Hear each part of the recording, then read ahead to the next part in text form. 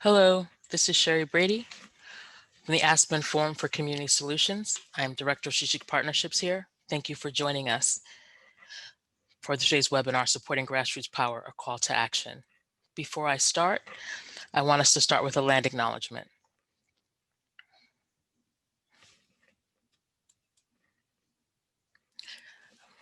We would like to acknowledge that this session is presented and recorded on the traditional land of the Carnacy, Munsee, Lenape, Piscataway, and Wapinger people, past and present. We honor with gratitude the land itself and the Canarsie, Munsee, Lenape, Piscataway, and Wapinger tribes. Thank you. Next slide. We encourage everyone to sort of, if you're interested, letting us know where you're from in the chat. Feel free to use that. If you're not sure where you are, you can enter your location in the link that's given here, or text your location to the state and zip code that is given there. Your state or zip code to the number that's given there, and it'll tell you where you are. That would be great. Thanks. Welcome.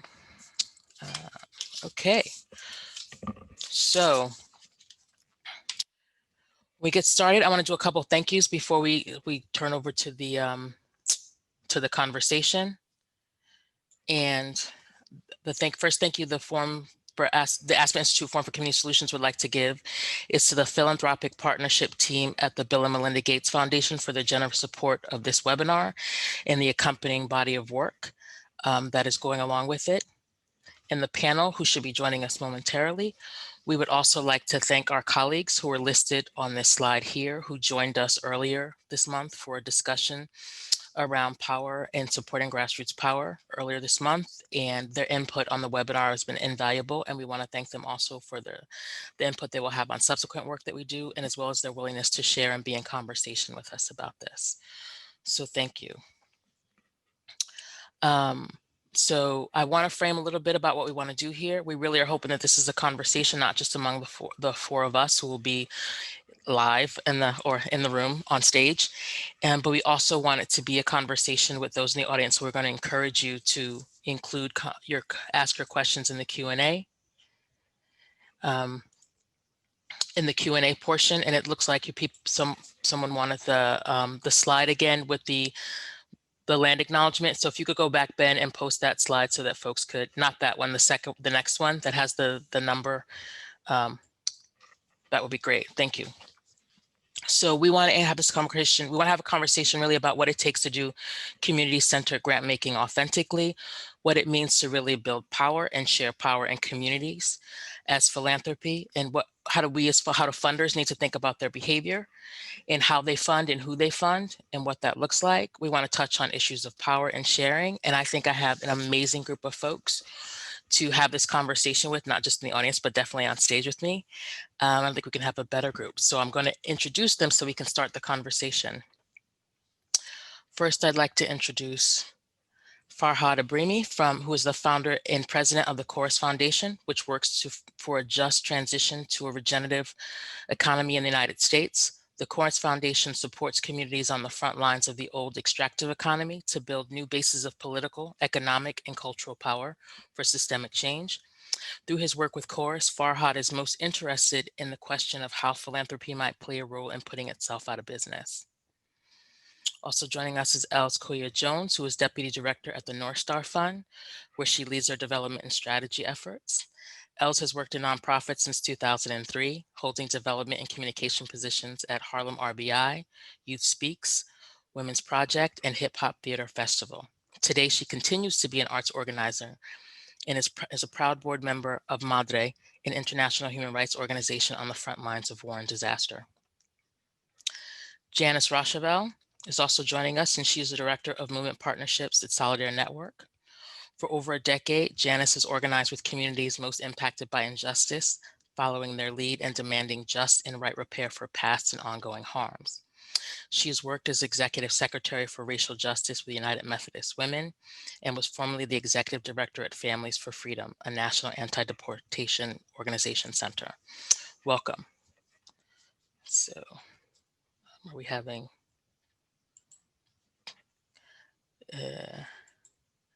then we can turn everybody's camera on. Can we do that? I think we're all on. Okay. I can just see Ben's slides, so it's hard with the back end stuff here. Okay. Perfect. Welcome. So I'd like us to sort of get right into the conversation, and you can share a little bit about your work, I think, as I asked this first question. So I want us to start talking about power. Rashid Robinson from The Color of Change describes power as the power is the ability to change the rules. So when we look and think about that, tell me a little bit about how your organization thinks about power and thinks about what it truly means to share this power with community partners in grant making. And how do you guys do it? You want to start, Janis? Sure. Thank you so much for having me here. Excited to be in this conversation with you all, and welcome to everyone who's joined us. So again, I'm with the Solidaire Network, and we're a network of 180 plus people with access to wealth who want to move their money to frontline social change work. So grappling with issues of power is essentially our business. It's something that we're doing all the time and should be. I would say that it's a constant conversation. The grant making is, for instance, we support the Southern Power Fund, where movement leaders came to us and said, can you help us organize the rest of your members, and essentially a piece of philanthropy to move money to deeply under-resourced work in the southern part of the United States. So it's been this confluence of us sitting on a steering committee as staff, taking direction from movement, but also having our out of the organization and elsewhere to organize resources. Janis, we're losing you like a little. Much for work, power away is kind of like the easy go of it, because then it doesn't require any. Can you hear me? We're having a little bit of issues, I think, with your internet. So try now. Hope you can.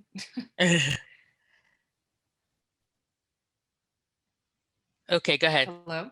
Yep, we can hear you. Can you hear us?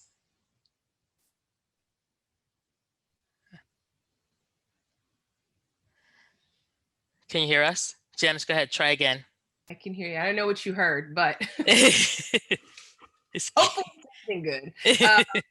Essentially, I think power sharing is the work that we need to be doing in terms of being truly transformative, right?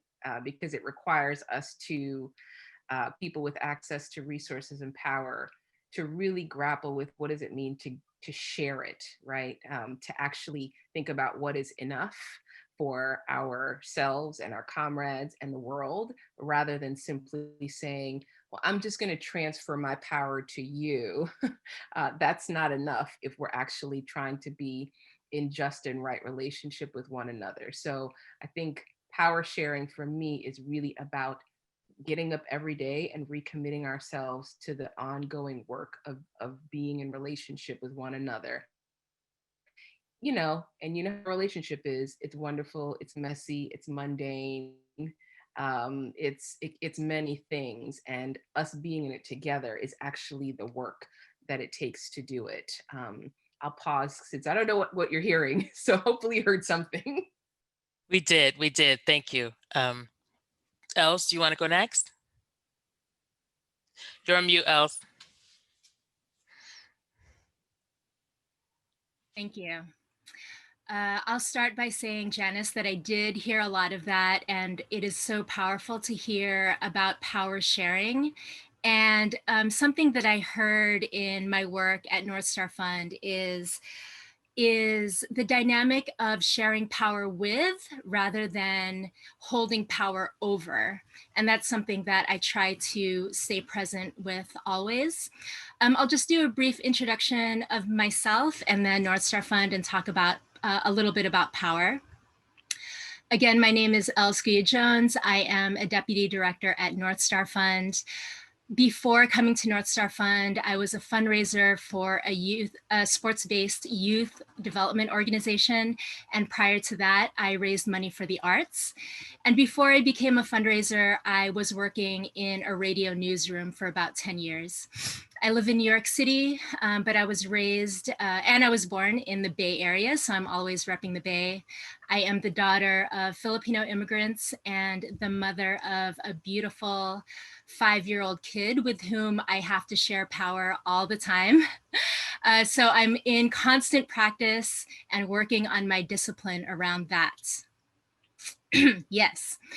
About Northstar Fund, we are a community foundation that supports grassroots organizing, and we support communities of color that are building power in New York City and the Hudson Valley. We build people power.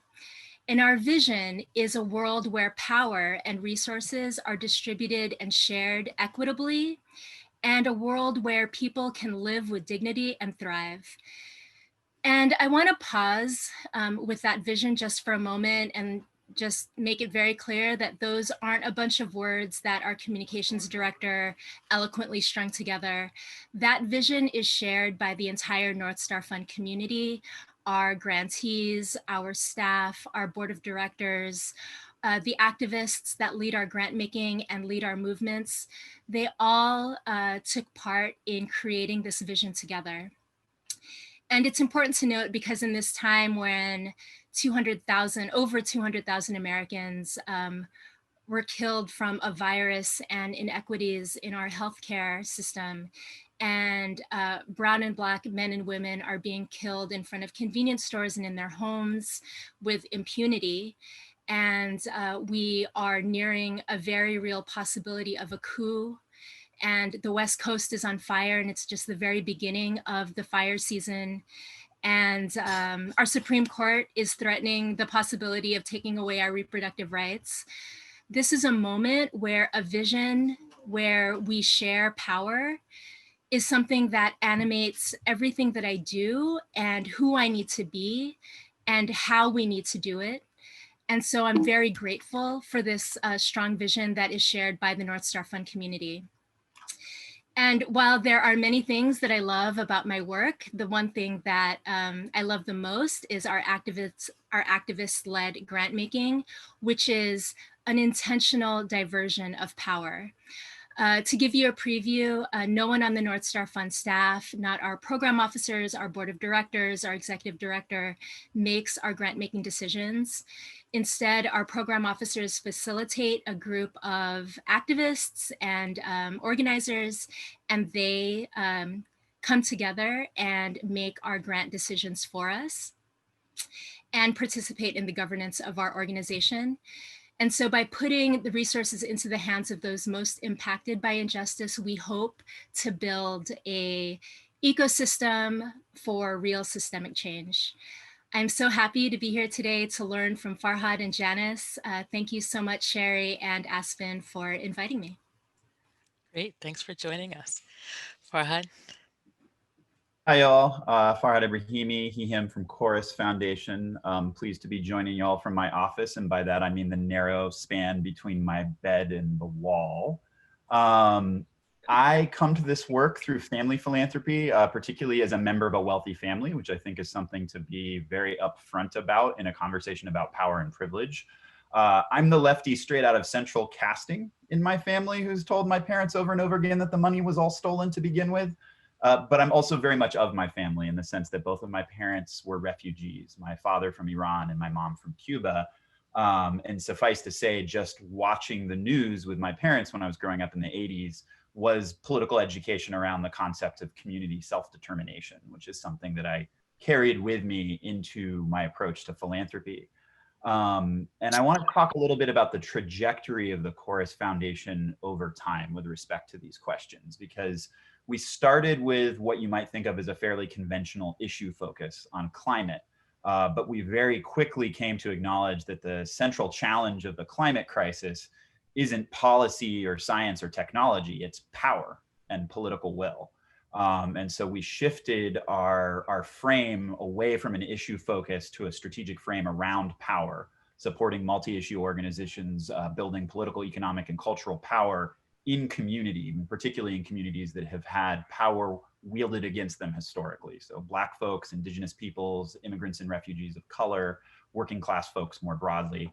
And we do have a sibling C4. So when we say political power, we do mean independent political power in the electoral context as well. But it's not just about what we fund, it's about how we fund it. And really acknowledging not just that power is the central question of the issues that philanthropy seeks to address, but that power imbalances are inherent to the very idea of philanthropy itself, particularly within private philanthropy, most especially perhaps within family philanthropy. But we as an institution have come to embrace the critiques of the philanthropic sector, many of which have been around longer than I have, but are actually, they're quite out in the open now with people doing their book tours and major media speaking appearances and things like that. But at the end of the day, just acknowledging that it's possible to fund the right stuff in the wrong way. And so we have a line of inquiry around a spectrum of interventions, starting with holding power accountably. So, you know, the relational trust-based approach to this work, but moving along that spectrum to questions of sharing power equitably, democratization of decision-making, activist-led grant-making, grassroots intermediaries, participatory budgeting, things like that. But ultimately, where we're headed as an institution is to explore the idea of handing power over entirely. And so we are a spend down foundation, and we will make our final grants having exhausted the entirety of the endowment, which is the entirety of the resources that were put under my control, in 2023. And so really for me, the overall theme of this conversation is that of a just transition for the philanthropic sector, that we deeply believe what social movements say when they say another world is possible.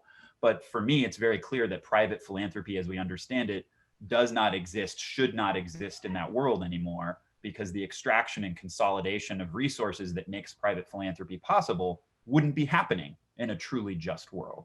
And so we see what we do at Chorus as a transitional form, as the caterpillar that's supporting the creation of the butterflies. So these different structures and processes for democratized decision-making are things that will hopefully outlive the foundation itself once it's spent down. Wow, this is also powerful. I'm not really sure where to start. I was like, oh, I was going to go a direction. I'm like, wait. So I think one of the things I do want to pick up on is a couple of things. One, I want to pick up on this idea of sort of trust and transparency in the work. I think I would imagine that these, if you're trying to build power and share power going into community, and if you're coming in as an outsider, which often philanthropy does, not necessarily the way that you all do it, but thinking about how important the trust and philanthropy in this work, and what do you do to build that trust and transparency with the folks that you're working with? Anyone can start, but. I'll start, since I just realized I haven't been on mute this whole time. Sorry if you heard me scribbling, or if you heard my 5-year-old arguing with his dad. We at Northstar Fund, we share, we want to practice and strengthen our discipline for being trust-based and having strong relationships with our grantees. We want to position ourselves as being the most accessible funder in New York City and the Hudson Valley. So whatever things that are happening in your organization, we want to be the kind of organization that you can give us a call and let us know this thing is happening with my staff, or our executive director just made this mistake, or we're being asked by a funder to provide a 5-year budget. We don't know how to do a 5-year budget. Can you help? And we want to be the kind of funder that provides that help, not only provides it, but also that you can be totally open about those kinds of challenges that you're having. We want to make it easy for you to receive resources. So if you are doing organizing in New York City and the Hudson Valley, as defined by what community organizing and what grassroots organizing is, we want to support that.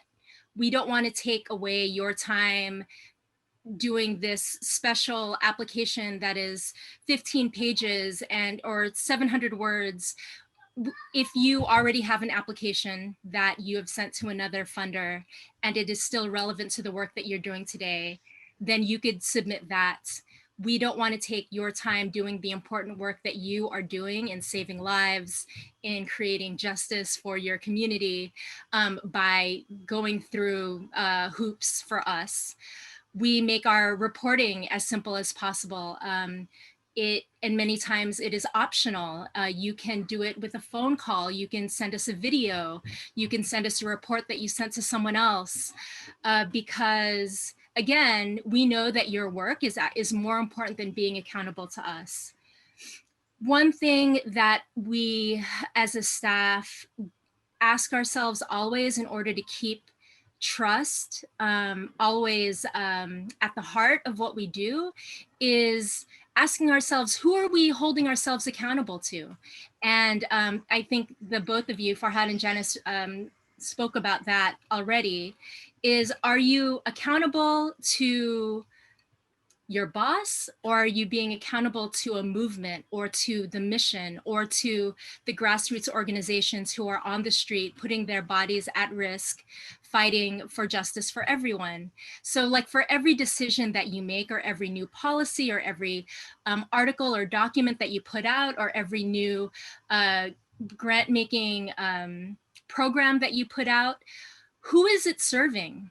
Is it serving this new funding stream that you got so that you can do that dance? Or is it really serving the needs of your grantees and the people who are doing the work? So that's just to start. That's great. Thank you. Janis?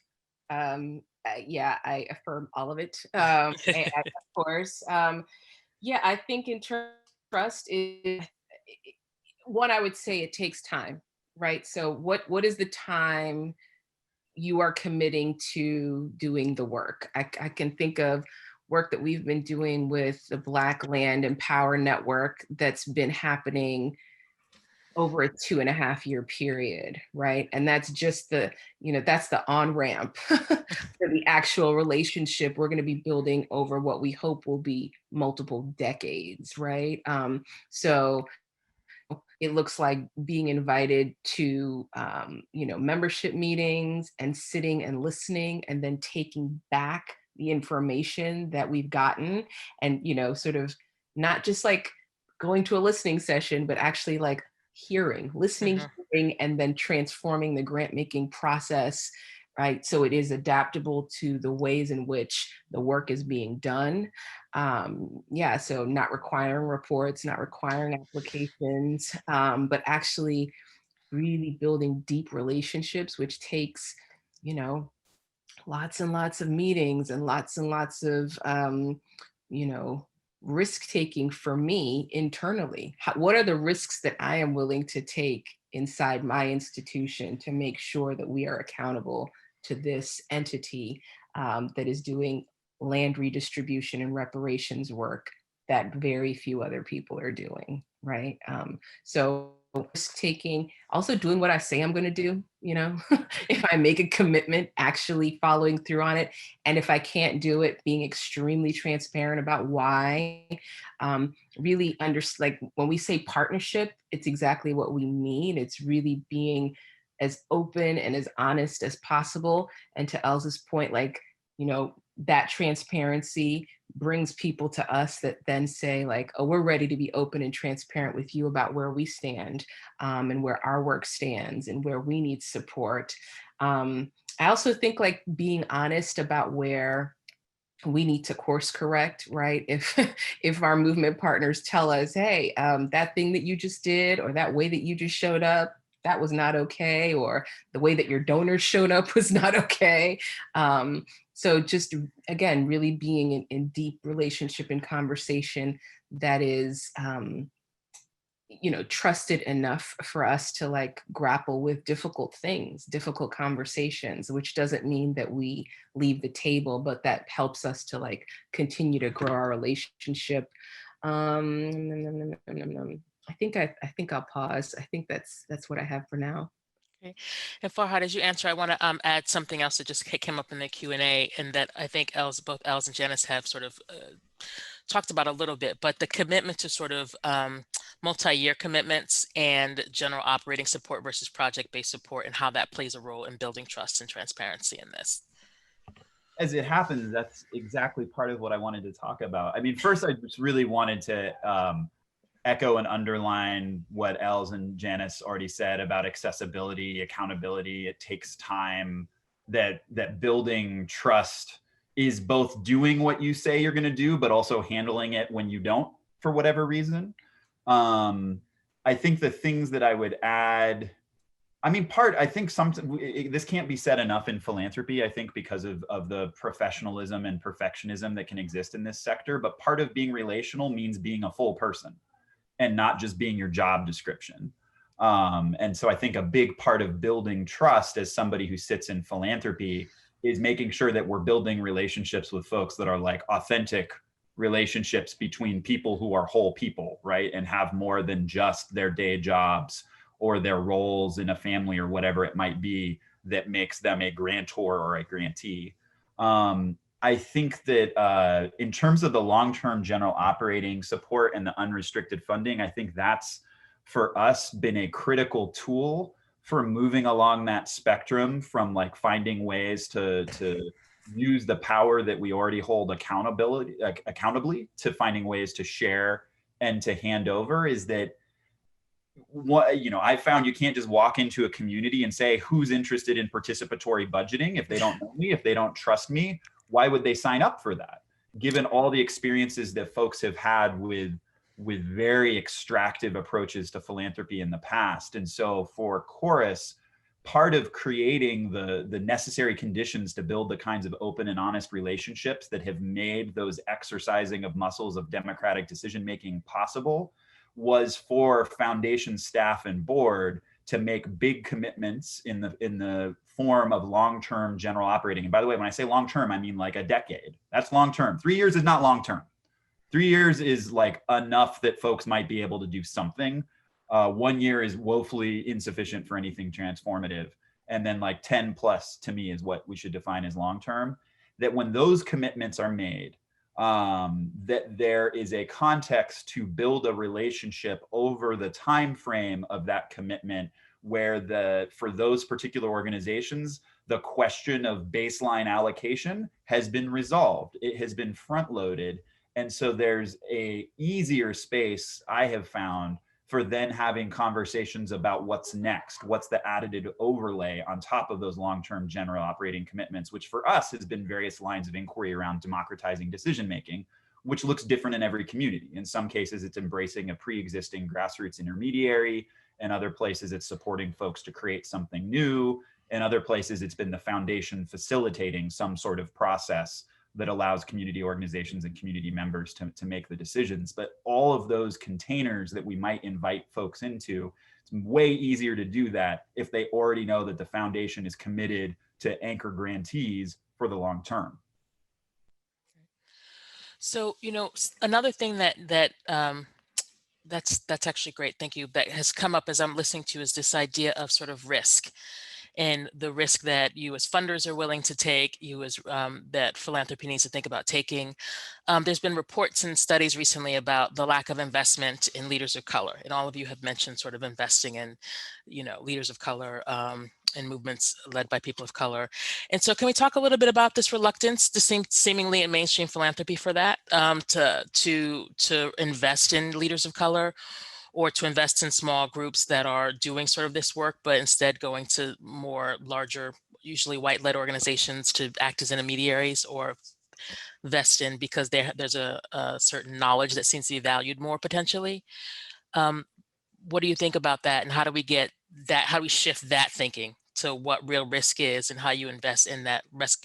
Investing in leaders and communities of colors isn't a risk. I'll start. I feel like I'll be a little incoherent because I'm feeling rather salty about this question too. It's all right. You're among friends, Jess. Go ahead. Get it out, girl. Get it out. Well, so I would say, like, let's think historically. One, I appreciate Farha, what you said about just the nature of social change. If we think about the nature of social change, a decade is the bare minimum in terms of how we need to be supporting work, because social change happens over decades, centuries, right? So I appreciate that. And then I think about how social change actually happens, who actually, it's youth, it's queer people, it's working class people, so when I think about, there is, to me, no risk in supporting communities of color. Communities of color, leaders of color, I would say have always been at the forefront of social change. And that's not, that's like history, right? That's like a historical analysis of reality. So the idea that we're somehow taking a risk, I think the risk is to not actually support communities of color and organizers of color and leaders of color, and actually following, the traditional ways philanthropy has supported. I often think about, I come out of the immigrant rights movement. That has been my political home for many years. And I think about the ways in which we were funded. And I was like a very small grassroots institution. And I think about the large institutions who were doing immigrant rights organizing, who were making a lot of compromises around the kinds of resistance work that needed to be funded. And, you see where we are today. Now, there are many factors. There are many factors, for why we're where we are. But I also think if we take an ecosystem approach, yes, there's certainly room for large organizations to get funding, but there's absolutely and necessary room for small, grassroots, often people of color-led institutions who are doing very often the most envelope pushing, the most radical work that is actually having a huge impact on larger institutions. So I think if we fund ecosystems, if we are serious about funding ecosystems, then we don't just sort of give it away to large institutions and then turn our backs, but actually make it our business to understand what the ecosystem looks like and how we can resource it from top to bottom. Thank you. Elz, looks like you want to jump in. Yeah. Yes, so thank you for this question. Thank you for the salt, Janis. So yes, we have been funding mostly service organizations, alma maters, and white-led organizations that have these fancy, and I don't mean we, not Northstar Fund, I mean philanthropy in general. Big glossy projects that are impressive and have photographs of beautiful smiling kids. And like Janis just said, look where it got us. Look where we are now. It is it's a crazy place out there and in here. And I would go farther to say that it's not just about funding Black-led organizations, people of color-led organizations, Indigenous-led organizations, but also hiring them, hiring us. They should be on our boards. They should be on our staffs. They should be on our funding committees. That is not what it looks like right now. That's not what it has ever looked like. And this is the world that we have created. So this change needs to happen. Northstar Fund is my first job in philanthropy. And so it looks very different from other folks on this call, I think. And so this notion of Black BIPOC-led organizations not getting funding is like a mystery to me. I'm like, what? Not everybody funds this way?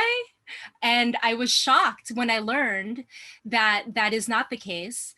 And the National Committee on Responsive Philanthropy recently put out a report, something like 10% of funding went to social justice organizations and only 1% went to Black-led organizations. And that is disgusting to me. That is crazy. That definitely needs to change. I will pause there and jump back in. I have some more salt pour on the wound, I guess, if that's all right. It's been a good run at Aspen for me, so keep going. Go ahead. I mean, I just wanted to name a dynamic that I see in mainstream philanthropy around supporting leadership of color, which is when donors or foundation staff make the jump like, okay, we get it. We need to be supporting the folks who are most impacted to do the work. But then the work is still defined as that stuff that we already get, that stuff that we already like. And I've seen this a lot talking to folks about the Movement for Black Lives fundraising effort that's going on right now, which I have found like tremendously inspiring. But have talked to some folks who are like, well, somewhere in those 150 organizations in the M4BL, are there folks that do that stuff that I like?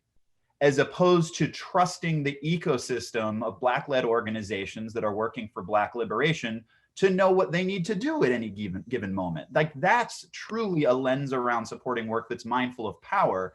Because I think when folks in philanthropy treat grantee organizations, particularly organizations led by BIPOC folks organizing in BIPOC communities, as like service providers, right? That the funder or the donor has decided what we need is folks to do savvy communications work that looks like this, or what we need is this kind of policy around criminal justice, or what we need is whatever. That when we in philanthropy decide what it is, what we need, then we're treating the grantees, even if they're run by the right folks and organizing in the right communities, we're still treating them as the mere implementers of our strategies, which is, I have both a moral and ethical problem with that, but I also have a strategic problem with that. I don't think that's how we win anything. And so I think that, you know, what folks like us are talking about is not just the tokenism of supporting Black-led organizations to do the work that the foundation or the donor already thinks is the right thing to do, but actually trusting Black-led organizations and networks thereof to know what it is that they need to do, to know what is most strategic, and not just invest in their ability to do the work, but invest in their ability to decide what kind of work even needs to be done. So this actually ties to a couple questions that have come in. One is about this importance of donor intention, and you talked a little bit about that, I think, Farhad, just then, and sort of how do we think about then re-educating donors, right, about who really needs to be driving, right? And then I would imagine Elz and Janis as organizations that are intermediary funders, right? Like you also raise funds, or Janis, you guys are a donor network, so you might want to explain a little.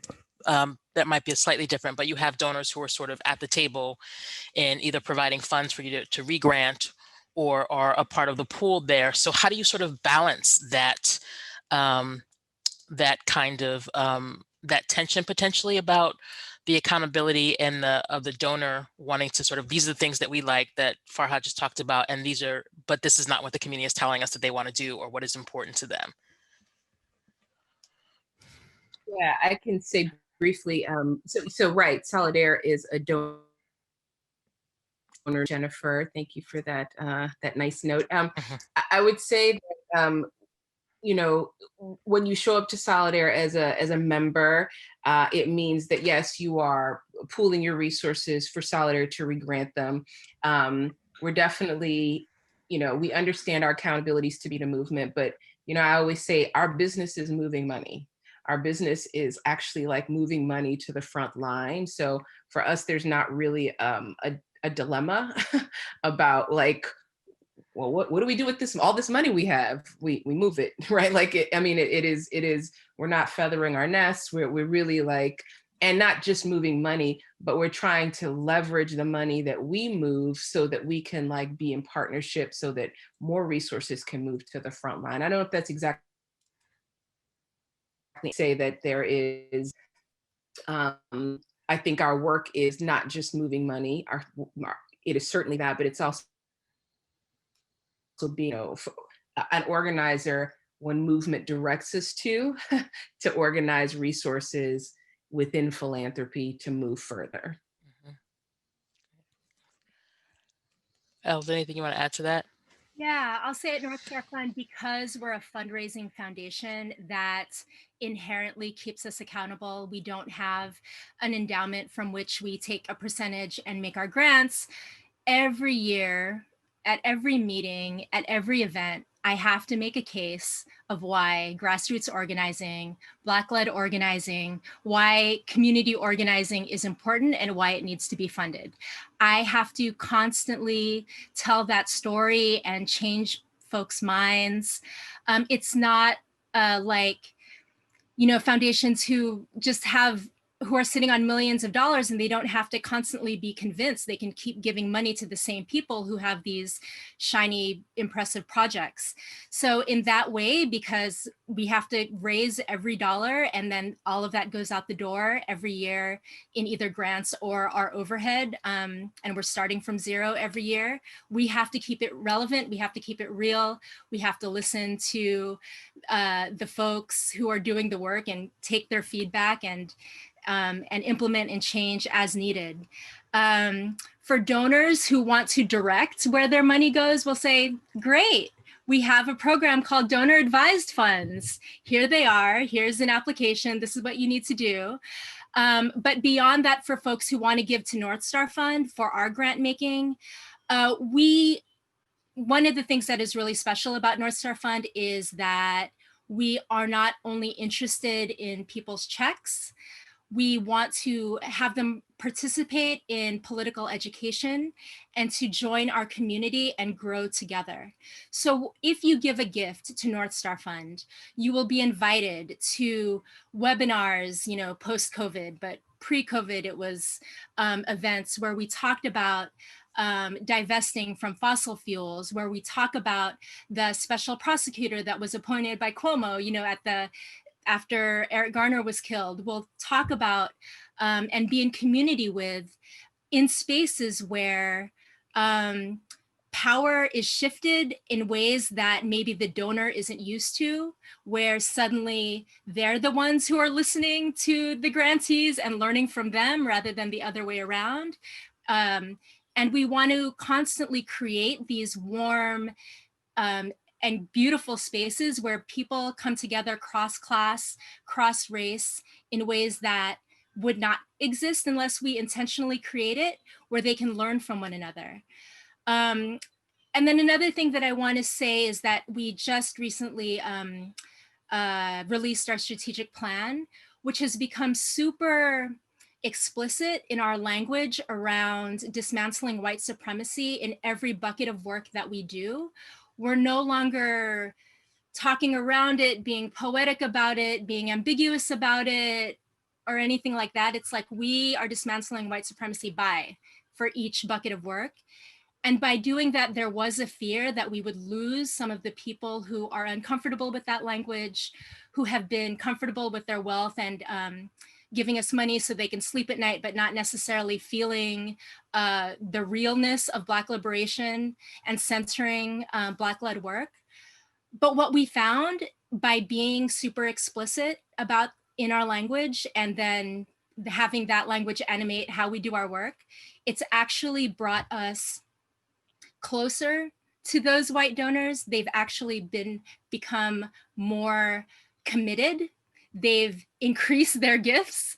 They've made longer commitments. And we're just like, wow, just do the work the right way and the people will come. So before the questions come in the Q&A, which I know a lot of them will be, what are the tools that you use to do this work? That you guys, what are tools are out there for donor education, for board education, if you're a more traditional, you're not sort of necessarily working with donors, but working with boards. Where are places that people can go? I know that NCRP is a place that that people can go. Do you guys have stuff on your website or where you talk about how you've engaged donors in this way? I want to jump in on that really quick because so all the tools, right? When we think of tools as sort of content and educational tools, I think are all very, very important and can in of themselves be transformative in a lot of contexts. But there's the culture of mainstream philanthropy is like an information deficit theory of change. Like if only people knew, if only people learned the thing that they need to learn, then all the behavior and everything will follow from that. And so a lot of the ways that we in philanthropy try to talk to our own sector, as well as ways that grantee organizations, whether they're from the grassroots organizing sector all the way up to the biggest NGOs, is sort of this presentation of information. And sometimes it's very academic, and sometimes it's sort of strategic storytelling of directly impacted folks. And I list all this stuff to say it's like necessary but woefully insufficient, that if we actually want to transform the philanthropic sector, we need to take the idea of funder organizing as not just a fundraising or an educational project, but one of leadership development, which, as I already mentioned in the chat, like both Northstar and Solidaire do really serious leadership development with donors. And that by developing the leadership of folks in philanthropy, it's not just to be better grant makers, right? Like if I'm a good funder organizer, I'm not just good at convincing other people to cut particular checks or to change their grant making practices. What I should be good at doing is identifying and supporting the leadership and other folks to become funder organizers. And you build a base, you build a critical mass that is capable of increasing itself. And so when I think about like strategies, for example, to influence a board's thinking, there's a lot of good materials that we can put in front of them. And there's a lot of, particularly compelling messengers that we might put in front of them. But at the end of the day, in most efforts to try to transform the way an organization behaves, it's gonna come down to identifying the board members whose leadership is worth investing in, spending time with them so it's not just that they know what they should do, it's that they can be good organizers in and of themselves, that they're better communicators, that they're better at mapping how power exists within the institution. Because that's, I think, what it really takes. We talk about like power as a contested landscape outside of our institutions, but it's totally true within the institutions as well. And I know that this gets really uncomfortable really fast because it's a risk, right? It's a risk for somebody to be in the audience on a panel like this and be all fired up about doing things differently, go home to your workplace, find out that your boss or your board doesn't see it the same way, and to try to really engage in convincing them or trying to make it work on the margins or like whatever you're doing, like that can be risky. People lose their jobs over this stuff. And I think we need to be open and honest that the process of transforming philanthropic institutions or the giving practices of wealthy families, which are just a different kind of quirky institution, it involves being real about power and power dynamics internal to that institution, and that trying to organize internally and challenge power and challenge assumptions does take risk. Now, with any kind of organizing that takes risk, we can be sophisticated about it, right? And we can do division of labor and have folks take calculated risks and bring in outside folks or allies on the board or whatever.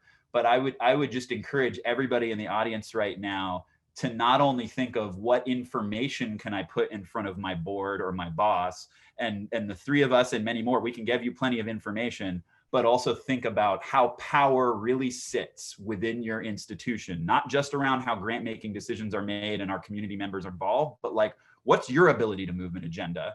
And do you need support moving that agenda, and who can support you, and like building it out from there?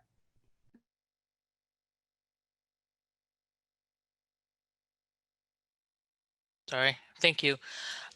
So that actually raises another question that has come up a little bit about sort of internal reflections, like, and how, dealing with your own staff and teams, does this sort of, dominant behavior things, do they come up in your internal staff, and how do you deal with sort of change? I think what Farhad talked about a little bit about changing the culture internally of organizations. It could be, I sometimes have a hard time answering that question when it comes to my team. So I'm like, this is in the water that we drink, right? Like, it's how we talk about it. And so, I don't know if there's anything that you want to offer people, though, that where it's not in the water. How do they deal with that when it comes up internally?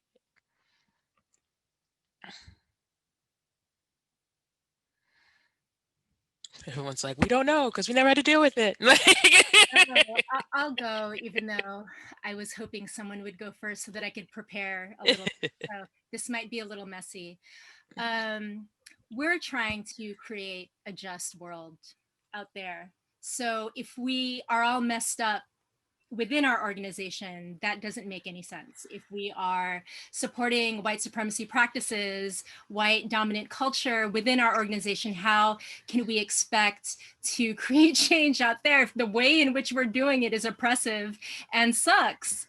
So I manage a team, you know, my boss manages me. Like, it is a hierarchical organization. It is not a collective. So that is something that there is a tension there when we're trying to be just and do work in the right way. It's very clear who the boss is and who your manager is. You know, I'm sure many of you on this call have heard about MOCA. It is a managerial tool that takes it's like an acronym, and so everybody knows what their role is, as a way to project manage particular projects.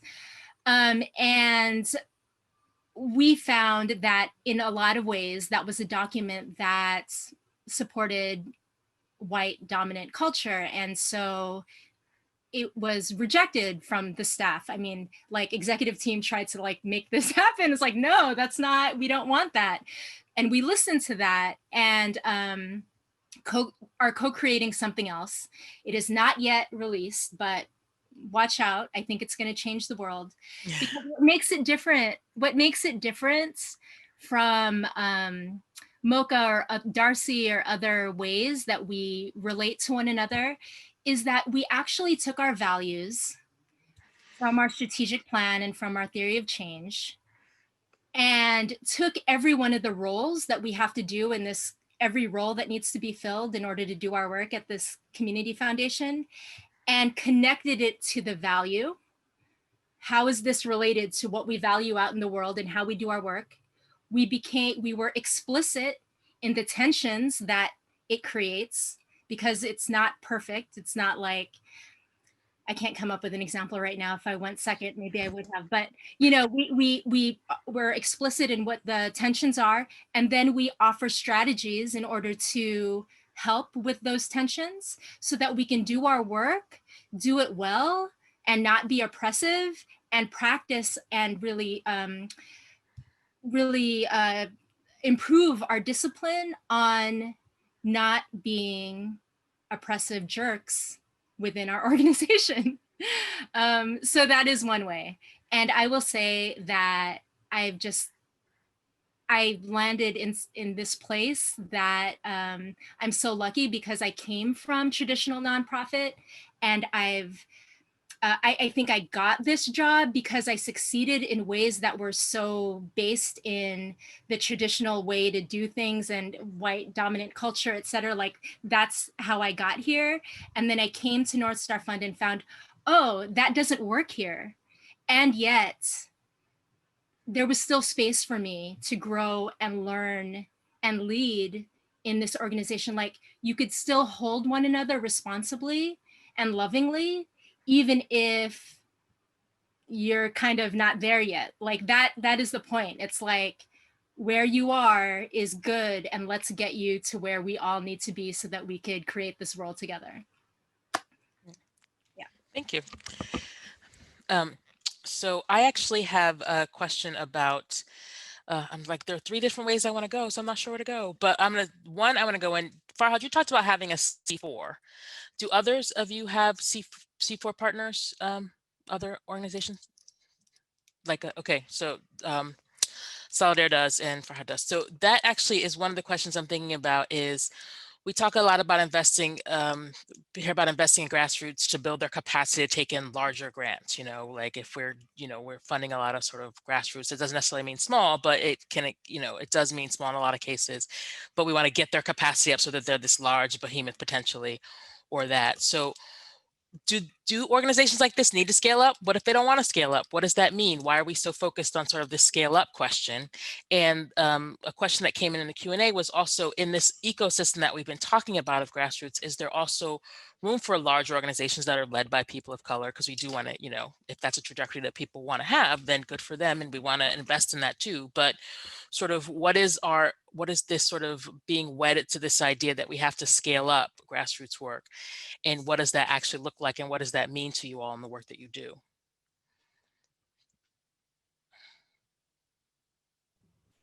I have a quick response to the question of scaling, which is just to share like our experience as a national funder who has deep long-term commitments to 4 specific geographies, which is Eastern Kentucky, Alaska, statewide, and then 2 cities, Richmond, California, and Buffalo, New York. And if you're like, why those 4 places? That's a separate conversation we can have. But just to name that, those 4 places, and this is by design, are very different geographically, demographically, in terms of the kinds of organizing traditions and cultural contexts in which the work is taking place, in terms of the relationships that organizations hold, in terms of what national networks they're part of, all that kind of stuff. And so the inquiry around power, around holding power accountably, around sharing power equitably, and around finding ways to hand it over entirely has evolved differently in all 4 of those places. And so I think there's like a scaling out that makes sense to me if it's still grounded in a sense of, you know, things need to work at the scale that's most appropriate. I mean, this to me is part of like, you know, post-capitalist thinking. It's like a capitalist way of thinking is everything should get as big as possible, right? If your business is successful, you should get as big as possible. And that there are all these efficiencies that are going to come from that. Those efficiencies, I would argue, are usually anti-democratic in a variety of ways, not to mention the extraction and consolidation that happens with that. So when we think about democratizing decision-making and economic democracy in general, I think it has to be really locally authentic and appropriate for the scale at which decisions are happening. So, you know, it could make sense for me to be scaling into national or international levels of relationship between local entities that are doing this kind of work. But to say that everything should get as big as possible, it's like, oh, I've seen this movie before. That leads to some problems that I think, you know, we're trying to avoid. Others want to jump in on the capacity building scaling question? Just a little bit of a counterpoint to, oh, sorry, Janice, you want to go first? Okay. A little bit of a counterpoint, but maybe not. You know, we're not doing artisan jelly or vegan makeup. Like this is, what money we get, we're going to push it out. So if there are problems that come with that, I would like us to experience that and figure that out. I would love the opportunity of getting big and having these multi-million, multi-year grants so that we could grapple with the problem of how do we democratize this? How do we do it right? My boss and I, we've actually sat down with a prospective donor who sat there across the table from us and looked us in the eye and actually said, well, obviously nonprofits can't be as successful as, say, business, because I mean, look at you, you've remained this small. And it's we were just like, are you really saying this to me? Like, startups get millions of dollars, give us millions of dollars and see what we can do with that, see what kind of change happens.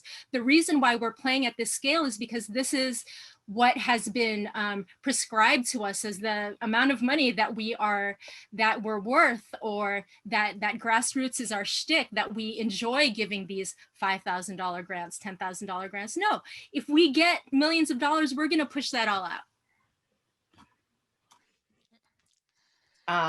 Yes, both.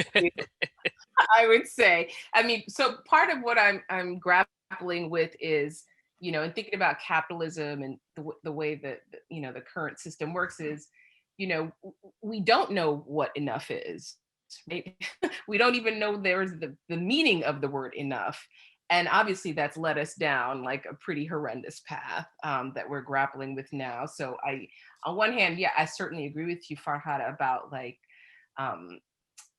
scale means different things in different places, and it should. You know, I think I want to hear from movement entities, organizations, institutions, and leaders about what scale means for them in their context. That to me makes sense. Yeah, so there's no cookie cutter, like sort of scale up, right? We're not just get as big as possible. And it looks like different things in different places. And I also hear you, Elz, right? Mm-hmm. Like, because I think, you know, we want, well, on one hand, I think like communities who are organizing and resisting oppression and doing transformative work have been doing it, will continue to do it, and very often say, regardless of what the money is that comes in, we're going to keep doing that work. And I appreciate that sentiment, and I know it to be true in my own life. And I'm thinking of redistribution, right? and so, yes, we want to support communities to go at the pace that they want to go at. And I don't think there's anything wrong with an infusion of real and genuine redistribution that gets to communities and in the way that they need it. So am I splitting the difference? Maybe, but I think both things can be true with the real, for me, what's very potent is like the moment of like where we are as capitalism exists, right? And if we're trying to be transformative, we're not trying to like explode just to get bigger and bigger, but we are trying to like move toward like something transformational, which I do think takes like deep investment. Yeah, I think that is sort of this line that we think about what it means. So I have one question is, so we've talked a lot about sort of what's going on in the world today, all of you have been that. So do current events sort of make the work that you do easier or harder?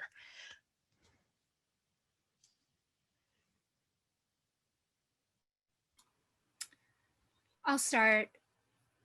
We, in March or late February, we were looking at the money that we needed to raise to get us to the end of our fiscal year. And it was going to be a push. Sorry, I think I froze. So sorry, guys. Go ahead. Go ahead. And then when COVID hit our shores and our donors understood that our grantee organizations were carrying the brunt of the pain and the work that needed to happen, our donors stepped up and we blew through that initial goal. And we were like, we actually need to fundraise more because our grantees need more money. And the programs came to the development departments like, can you actually raise this much? And this is one of those moments where I simply say yes, without a plan, without any strategy. It's just knowing what needs to happen. And so let's get it done.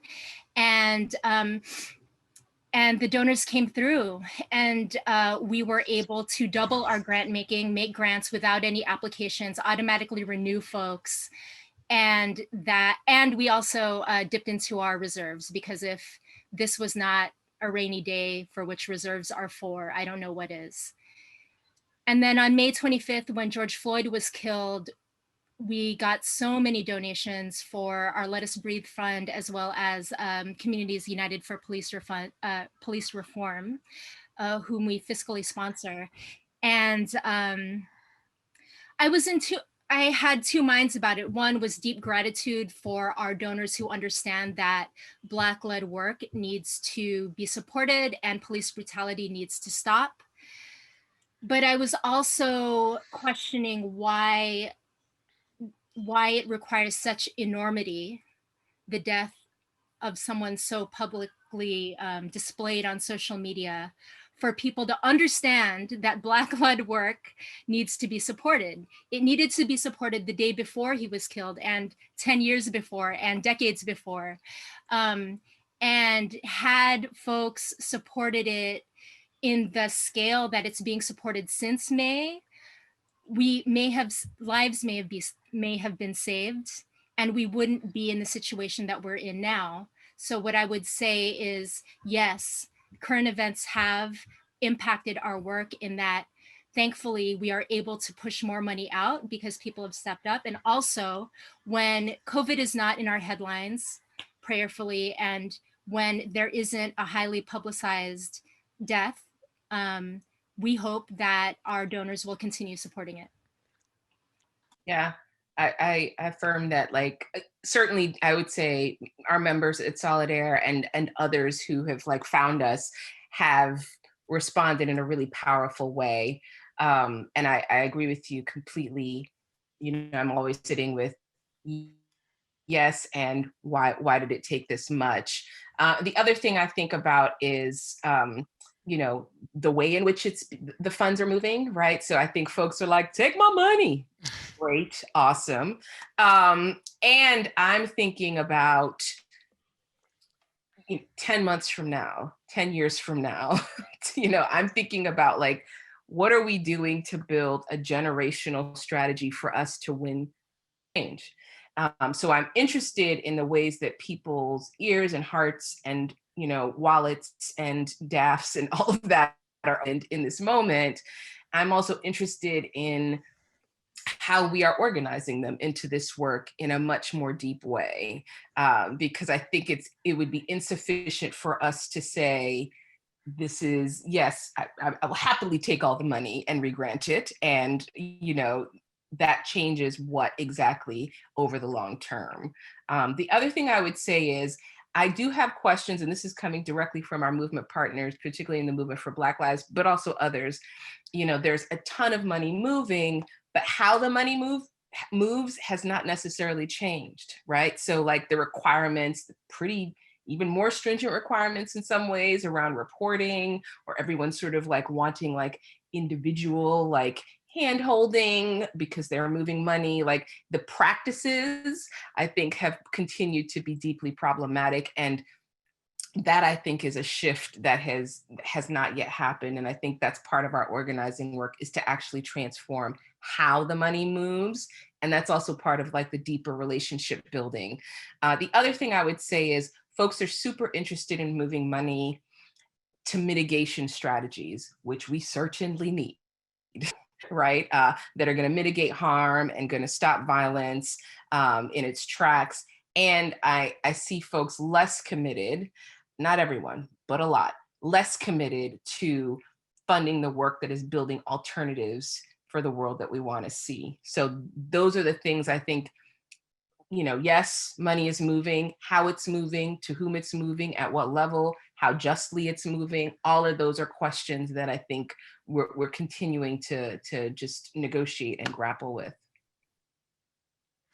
No, so to build on that, so how do we, so what's been most effective in having and folks thinking about these questions of how do you move it, who you're accountable to, who who you're sharing power with in sort of mainstream or larger, however you want to call it, mainstream philanthropy. What has been most effective for you all in getting that message to folks? Where have you seen change happening? And I want to tie this a little, so I'm asking a lot of things as I'm looking at the time and trying to get into much of these things. And to Farhad, that you've just said that Chorus is a spin down foundation, and you want to sort of get philanthropy out of business. So if we give away the money, you can't be philanthropy. Sort of what do we do next as a sector? And I don't have any, I have thoughts, but I'm the moderator, so I won't say them. But so sort of, and how do we think about what that looks like, sort of, as we move to philanthropy, whatever version of philanthropy this might be?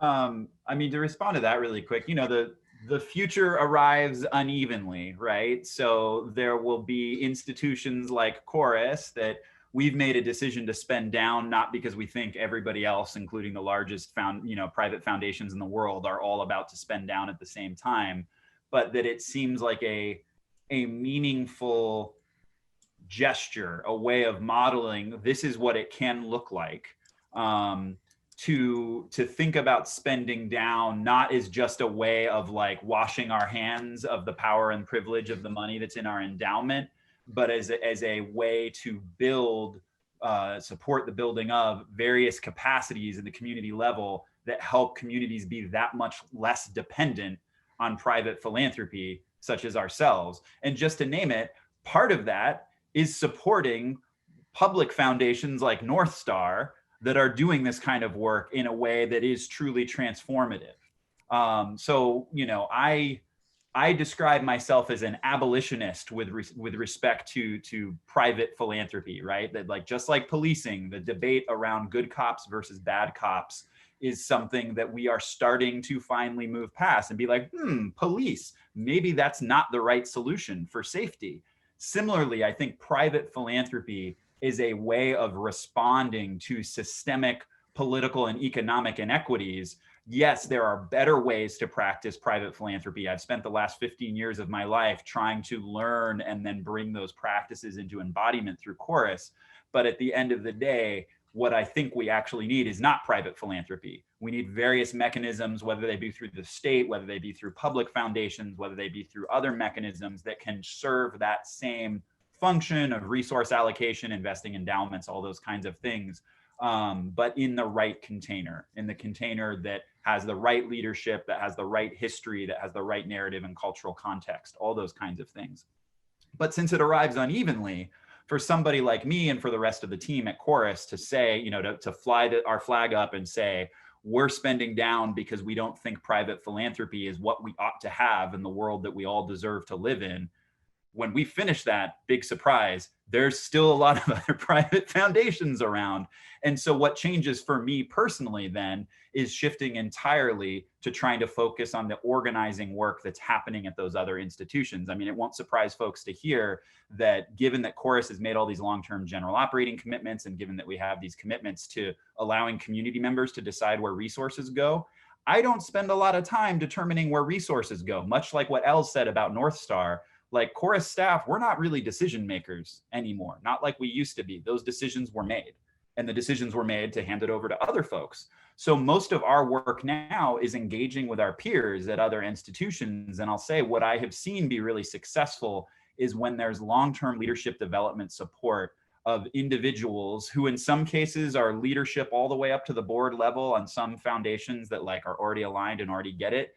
And in other cases might be insurgent staff, right, who are much more junior in the hierarchy.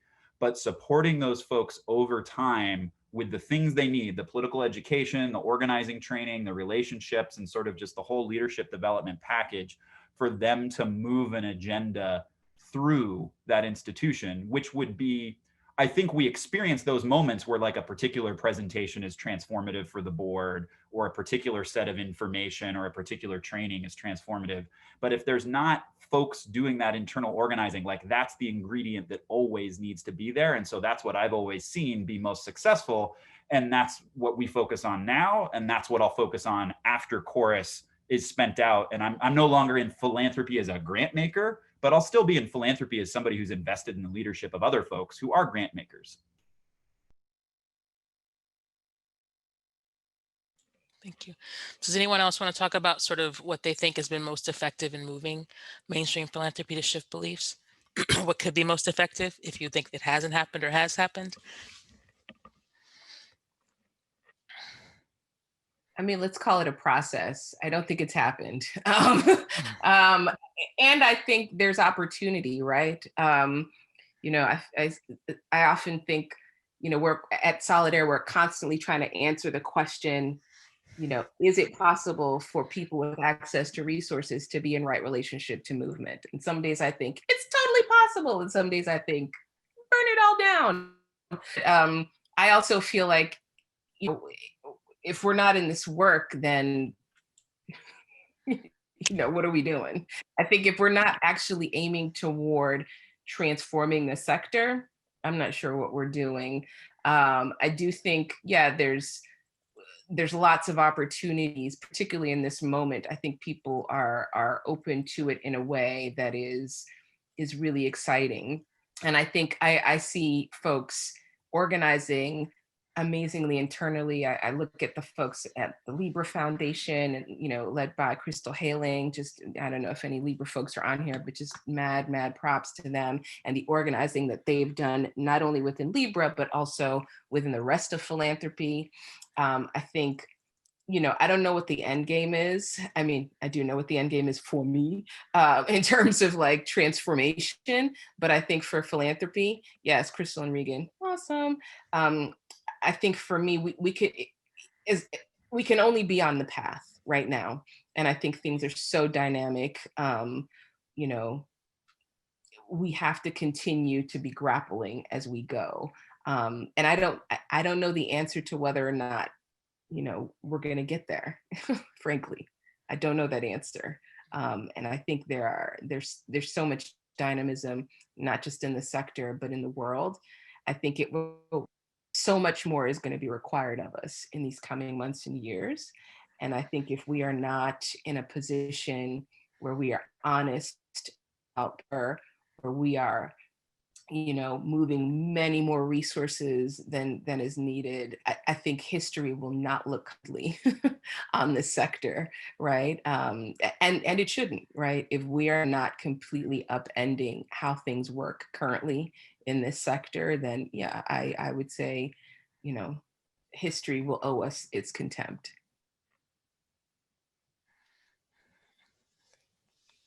So looking at the Not to time, put too fine a point. hey, Not to put too fine a point. hey, you brought salt to the party, you're putting fine points on stuff, bring it on. So looking at the time, I want us to wrap up and give you a chance to have some closing comments. But one of the things I would love to just for us to, everybody talked about how they sort of center the voice of community in their grant making. Oh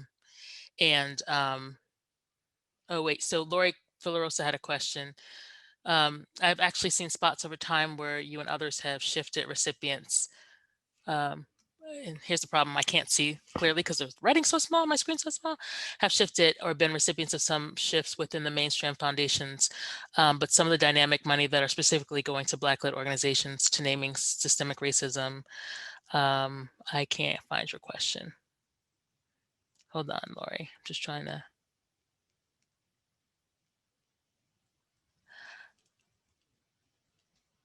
Oh, okay. All right, so sorry, Sheri asked the question. Got it. We got it. I thought I had, but I wanted to make sure I got it because, love Lori to life. So I had to make sure I got a question in.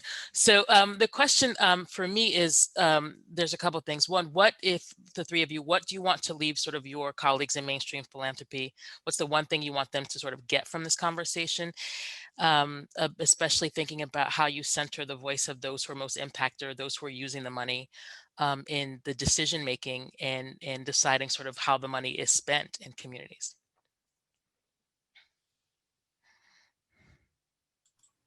I'll start. First of all, thank you so much for having me on. I learned so much from you, Farhad and Janis. I am experiencing deep, deep imposter syndrome right now. So it's been an honor to be here with you. What I want funders to take away from this conversation is a question I asked earlier about, with every decision that you make, who are you accountable to? And be real about that. Even if you don't like the answer, as you're being honest with yourself, then if you don't like the answer, but for some reason your hands are tied, your boss says this and you have to do it, create a path for yourself to make it be the right action the next time, or if not the next time, then the next time after that. But be real. Don't allow yourself to move farther and farther away from the truth that who we should be accountable to are the folks who are doing the work. The last thing I want to say is just to echo the words of Ashley Henderson of Highlander Center, who recently said, fund us like you want us to win. Yes. Don't fund us like you want to take a test drive. Don't fund us like you want to check us out. Don't fund us like it's the first date, or that you want to sleep at night, or you want your name connected to the movement for Black Lives, or you want your name connected or your logo on some event or something. But actually fund us like you're going for it and that victory is at hand and it depends on you, because it does. Yeah, I would also say these points like organize internally, power map internally, figure out who you need to move so that money moves. That's one thing. And then I would say, in terms of interacting with folks on the front lines, really ask yourself the critical questions first. If you have a question for movement about why something is the way it is, who is doing what, ask yourself, why do I need to know this? That's the first question you should ask, right? And really think about, do I need to know this because it's gonna help me move this money? Because I think that's legitimate sometimes, but very often those questions are really about forwarding a white supremacist and dominant vision of the world, right? I've got to know lots of information so I can be absolutely sure about what these folks are doing when I move them this money. ask yourself those critical questions about, why am I actually asking this question? And I because I think it grapples with the power that you hold in your position and in your institution. And it also grapples with, how am I building trust or not, right? By asking this question. It really gets at a lot of the pieces that we've talked about today. And also, take the risk internally. Like, I think we have to be the ones incurring risk. Movement is incurring risk all the time. Some of us wake up daily and incur risk just by the skin that we're in, right? And the lives that we lead. It is incumbent upon us as philanthropy to incur some of the risk so that we don't pass it on to movement. And on that theme of risk, I guess the number one thing for me is like, it's that well-worn phrase of don't let the perfect be the enemy of the good. That, you know, I think the perfectionism, which by the way is usually a very white supremacist cultural dynamic in philanthropic institutions, that whole like, I got to get it right, I got to ace the test kind of approach to this stuff will not serve any of us well. That one of the risks that we need to think about taking is, and instead of the risks being on the grantee organizations to conform to all of our structures and processes and cultural predispositions, otherwise they might lose support. I think we need to think about how those of us who are in the positions we're in philanthropy can take greater risks that maybe we'll get something wrong. You know, maybe we'll provide long-term general operating support to an organization, and 5 years later, they're going to have an ED transition and they're going to end up doing something that we didn't think they were going to do, and that we need to be okay with that. Maybe we're going to try to do some sort of democratized decision-making process, and it's going to blow up because of dynamics between grantee organizations or because of cross-class dynamics with donors that are involved or whatever it is. Those are risks that we need to be willing to take, because the greatest risk, as has already been said, would be inaction. Would be for us to say, like, you know what, it just seems too hard to figure out how to democratize this stuff. It seems too hard to figure out how to share power. We don't trust each other enough yet. We don't know enough yet. And that's what keeps us never doing these things. And that I think that willingness to make mistakes and learn from them, as was said earlier, that's part of building trust. Like, yeah, people will trust me if I say I'm going to do something and I ace the test every single time. Folks will also trust me if I say I'm going to do something and then I get it perhaps disastrously wrong, right? But it's worth being in relationship with me because of how I handle that, and I learn from it and I do better the next time around. And that can be true individually and institutionally. So I would just really encourage folks to take the risk of trying to do things differently, or take the risk of trying to make a different case internal to your organization, because that's what all of us should be called to do right now. First and foremost, 10, 20 years down the road, we're not going to look back and be like, I played it safe. But that's also the only way that we're ever going to be able to shift things, is if we're willing to take those risks and then learn from when they don't go well. Thank you. Thank you all. This is, when I was putting this together, I was like, who could I have to have this conversation? And the three of you popped up, and I'm so proud of myself. I'm just going to take credit for that. Thank you. This has been a great conversation. I love the work that you all are doing. I love being in community with you. I love trying to be in partnership with you in any way I possibly can. So I want to say thank you for taking the time to join us. I want to again thank our colleagues who were with us. I think some of them were on the line, who were with us on September 9th to help us think about what we wanted to talk about here. And again, thank you to the Gates Philanthropic Partnership team for supporting this. Thank you to my colleagues at the Forum for Community Solutions for supporting this work. And so we're signing off on you should see a slide that will have your, that will have information on how to, the links to the foundations here. And if you have any other questions, you can contact me. Thank you all for coming, and have a good day.